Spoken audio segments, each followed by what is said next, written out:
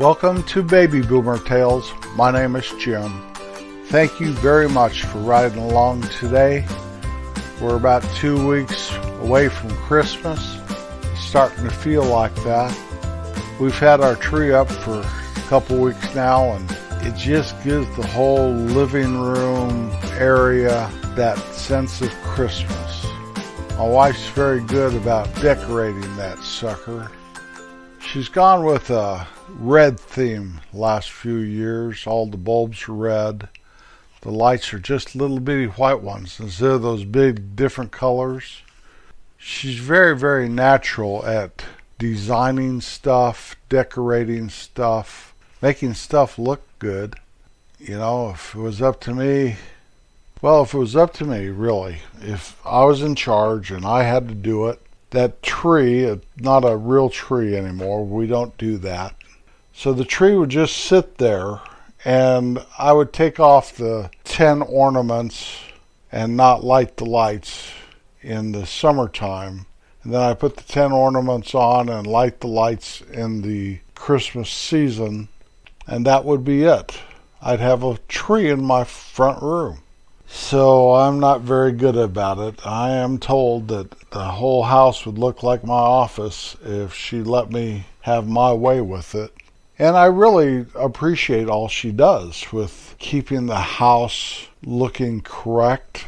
Besides being clean, just having it decorated correctly and the furniture where it's supposed to be. What drives me crazy, though, is every time she does something, she said, "This is the way I always wanted it." And within 6 months, she's changing it.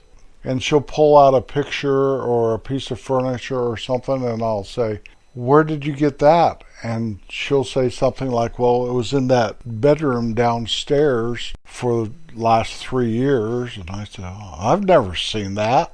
Something like that. I'm not very observant, apparently, and I just appreciate all she does, keeping the house a home, if you know what I mean.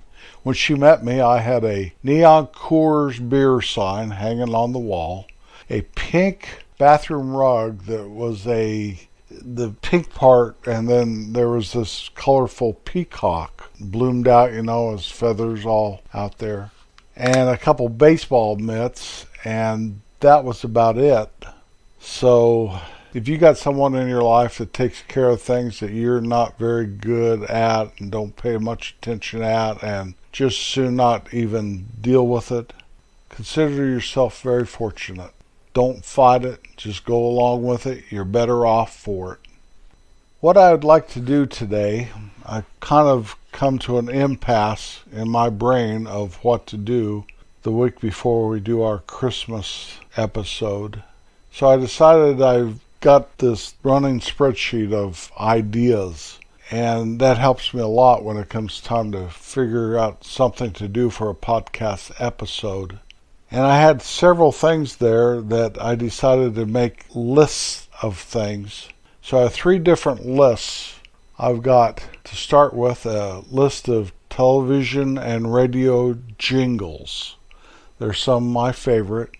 My second thing is a list of sports uniforms that I've liked, past and present. And the third thing is best television theme songs. So let me get started with this. I don't know how much time it'll take. I did this monologue thinking that I'll whip through these lists pretty quickly. So I better get started just to see. If I do it too quickly, then I'll come up with something for the end. My list of catchy TV and radio jingles. I'd like to teach the world to sing in perfect harmony. Coca-Cola did that. Do you remember that? I watched this on the internet, it was probably from the late 60s, early 70s. I thought I did a list of these jingles before, but I could not find them. So please excuse me if I did something very similar to this before. Sometimes I think I did it. I write stuff down. I have spreadsheets about all that stuff, and I couldn't find it, so I'm going forward with this.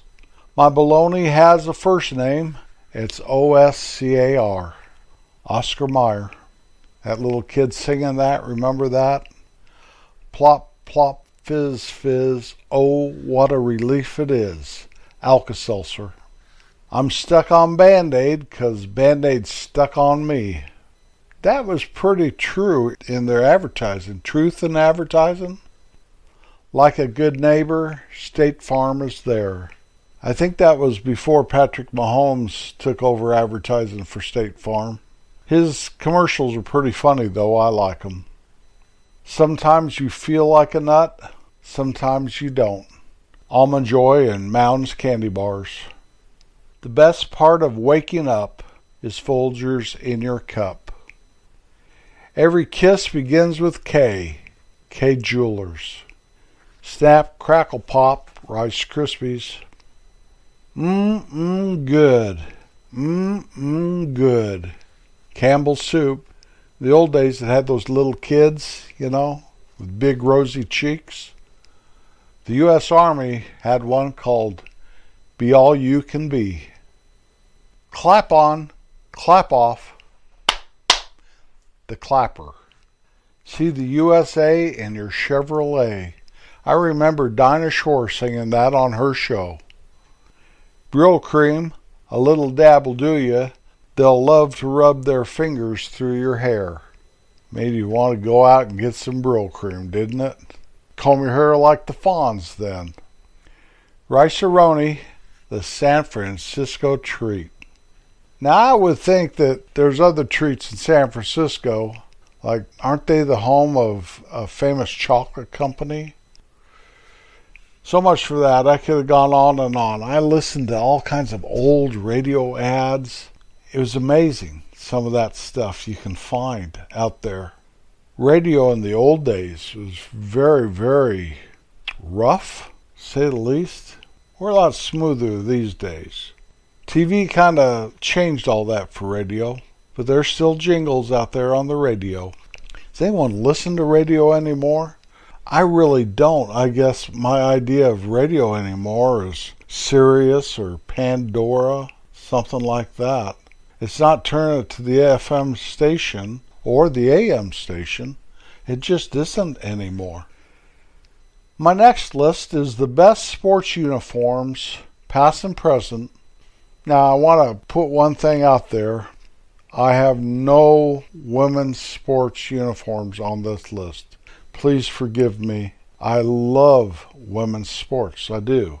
But as a boy growing up, and even today, what I am really into is Major League Baseball, professional football, and some college football, college basketball, and some professional basketball. Thank you, Denver Nuggets, for bringing that back into my life. So let me start with Major League Baseball.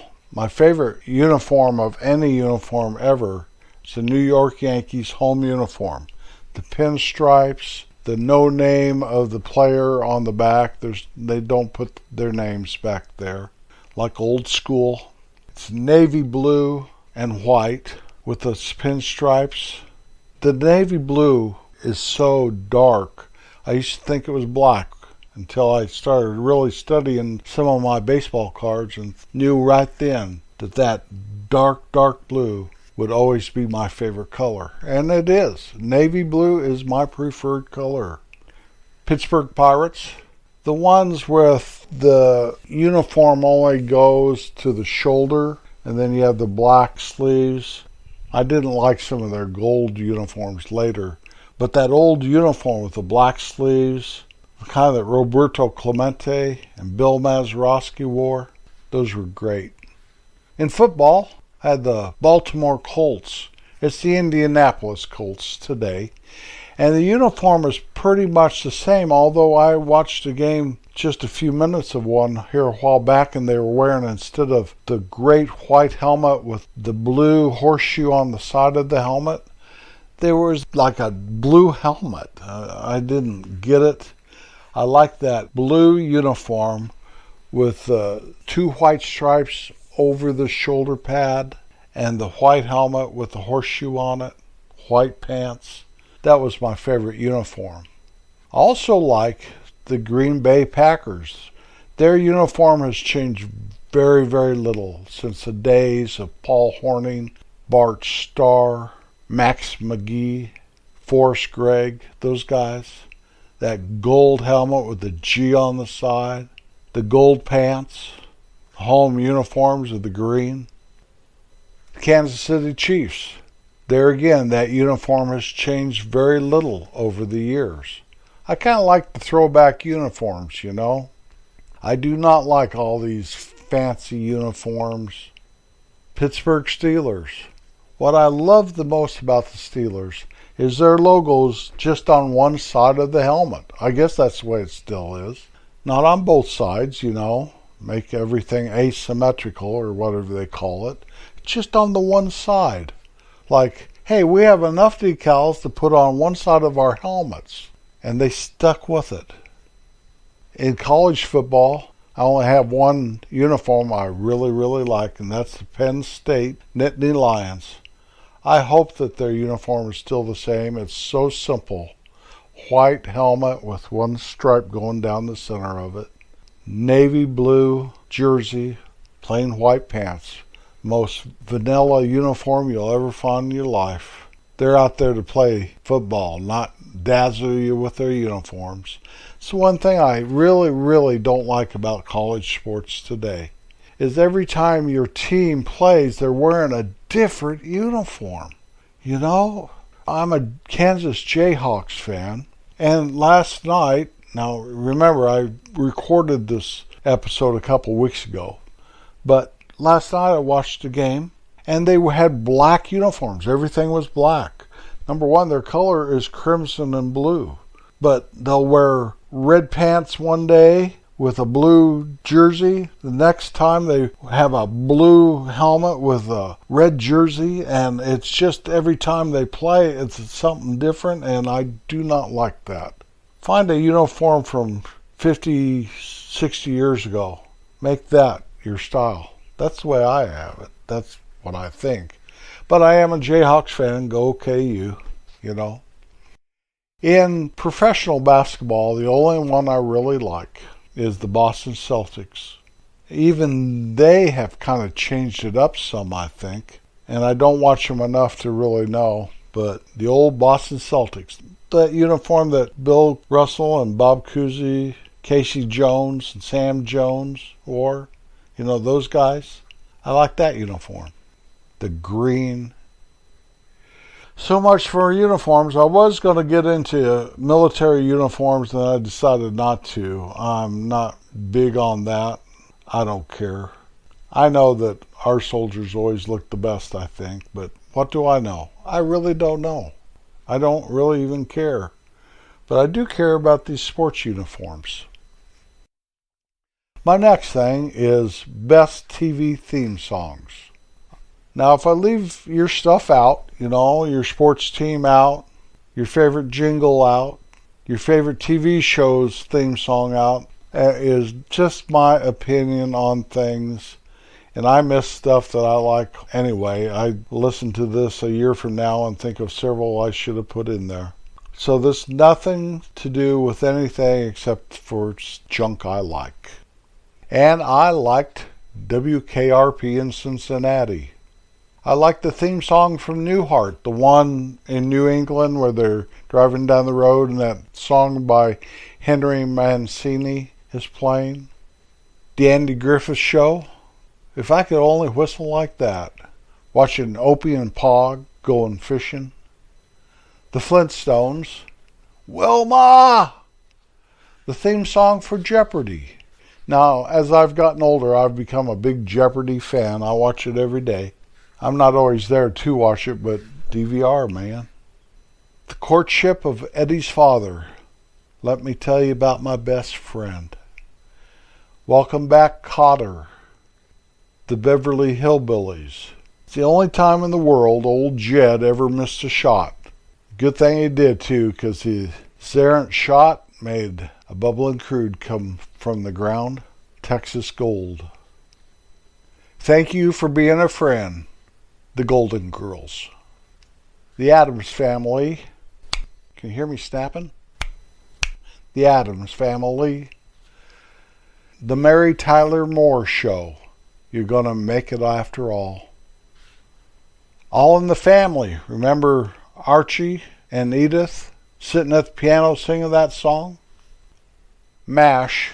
It's a haunting song, but it seems to fit that show and the theme of the show and how they tried to cover tragedy with comedy and humor. It's a great song. Cheers, where everybody knows your name. Green Acres, it's a place for me. I never would have thought of putting it on here, except I found sometimes when I'm working around out here, I sing that song to myself. Bonanza with Adam and Hoss, Little Joe and Pa riding up on their horses there on the Ponderosa. The Lone Ranger, William Tell Overture. Hey, hey, we're the Monkees. We're too busy singing to put anybody down. And my favorite theme song of a television show, because it's probably my favorite television show of all time. I want to talk about that someday, but not today. The Wonder Years, with old Joe Cocker saying, with a little help from my friends. Well, I think I took up all my time, maybe some.